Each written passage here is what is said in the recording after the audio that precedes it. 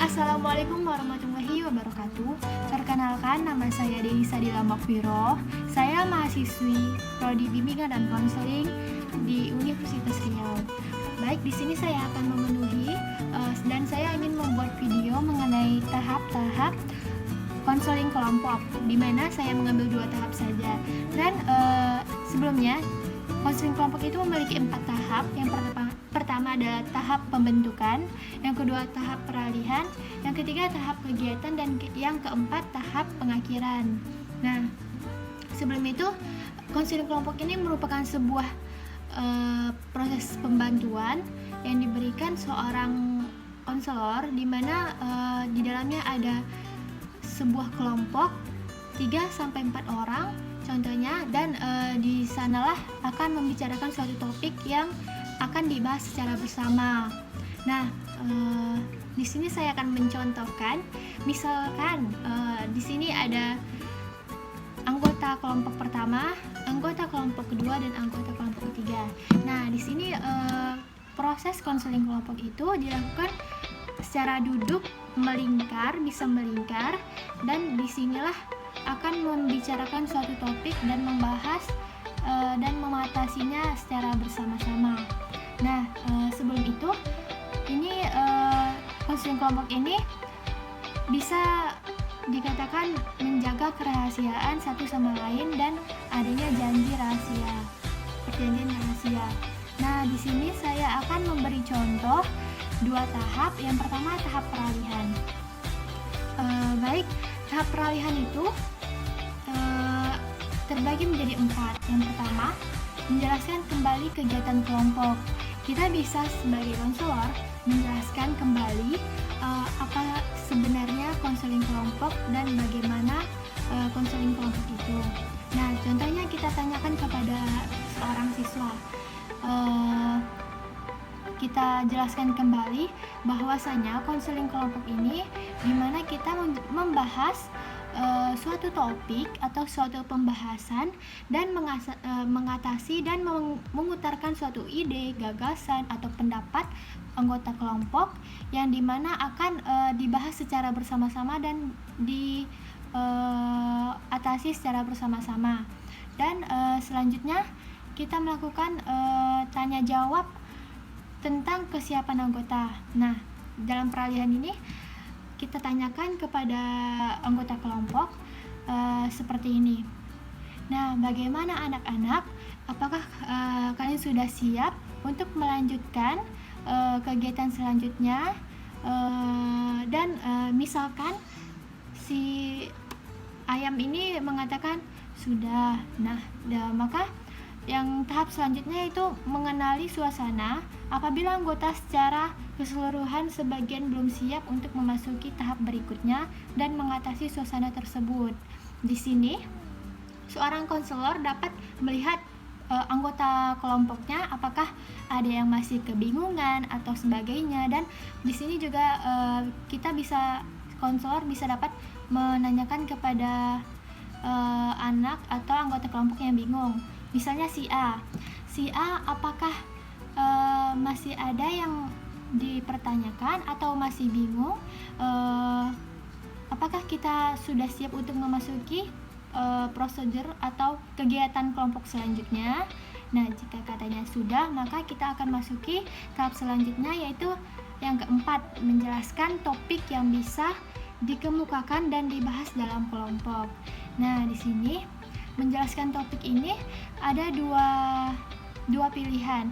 Ini bisa dari konselor sendiri yang disiapkan oleh konselor, topiknya seperti bahayanya merokok, dan bisa juga diutarakan kepada anggota kelompok topik yang dimana dari pendapat-pendapat topik dari anggota kelompok yang memunculkan idenya topik apa yang bisa kita bahas dalam konseling kelompok tersebut.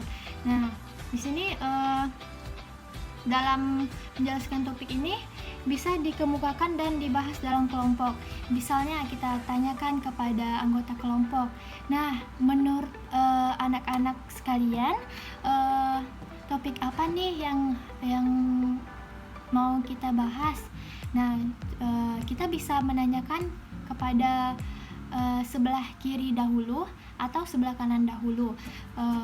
Menurut Ayam, topik apakah yang Ayam inginkan yang bagus kita untuk membahasnya pada konseling kelompok pada hari ini?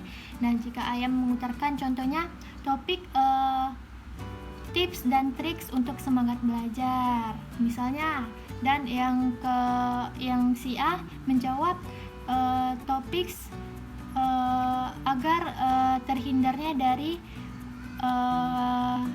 kesalahpahaman teman dalam berbicara contohnya. Dan di sini seorang konseling kelompok juga bisa juga mengambil dari topik yang telah ditentukan. Contohnya, jika seorang konseling kelompok udah mempersiapkan sebuah topik, dan di sini juga misalnya seperti nah, Ibu sudah mempersiapkan topik yang telah Ibu tentukan pada kemarin. Udah Ibu bilang dikatakan dan Ibu tulis di papan tulis bahwa topiknya adalah bahaya narkoba, dan di situ juga di situ juga perlu persetujuan antara anggota kelompok memerlukan topik yang mana. Nah, sekian pada tahap peralihan. Selanjutnya kita masuki tahap kegiatan. Oke.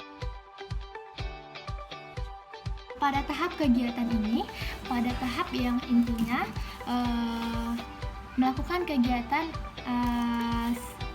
konseling kelompok ini.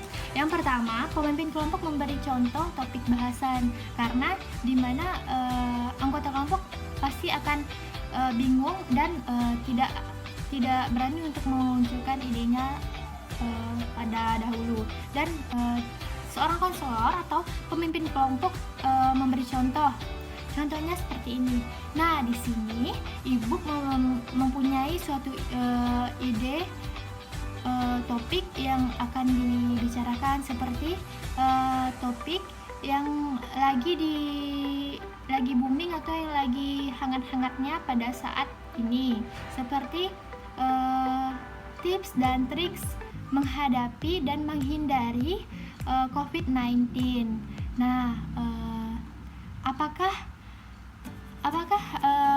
anak-anak ada topik lain yang bisa kita bahas pada pertemuan hari ini?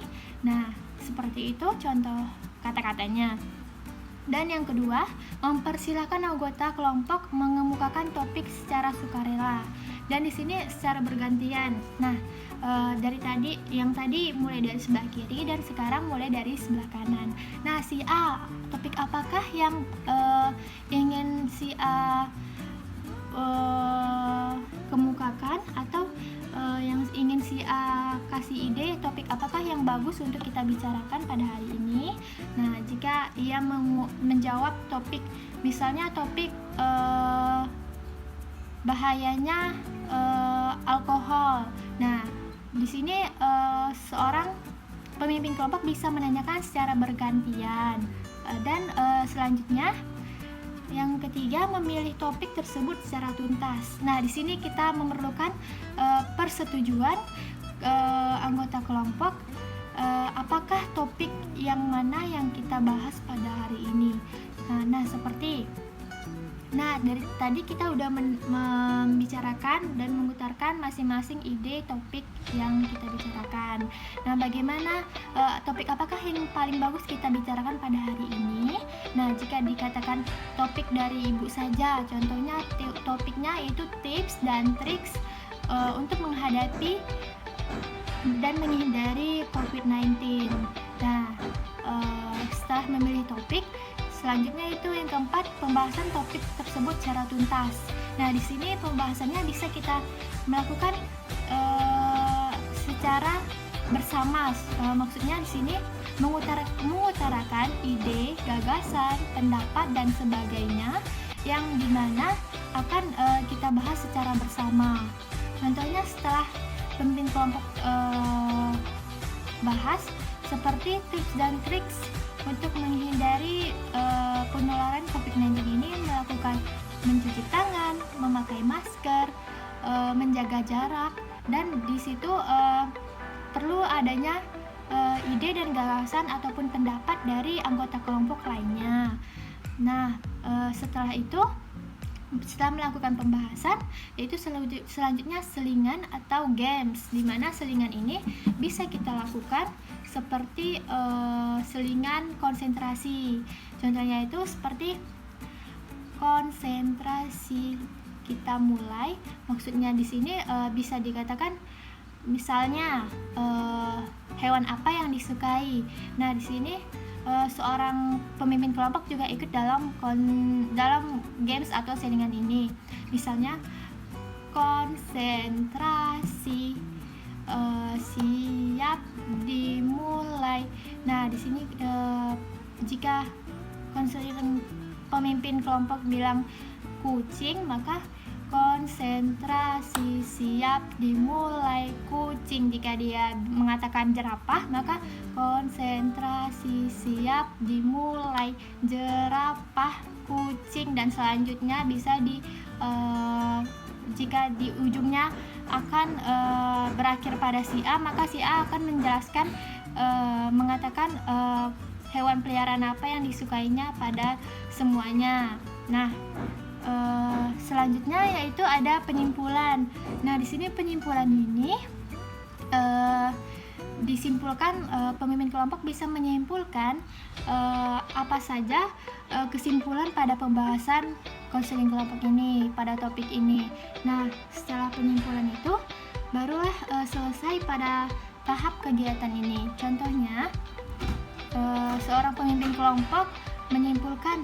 Nah, tips dan trik tadi bisa kita simpulkan bahwasanya perlunya ada tips untuk menghindari penularan COVID-19 seperti 3M, memakai masker, menjaga jarak, dan mencuci tangan.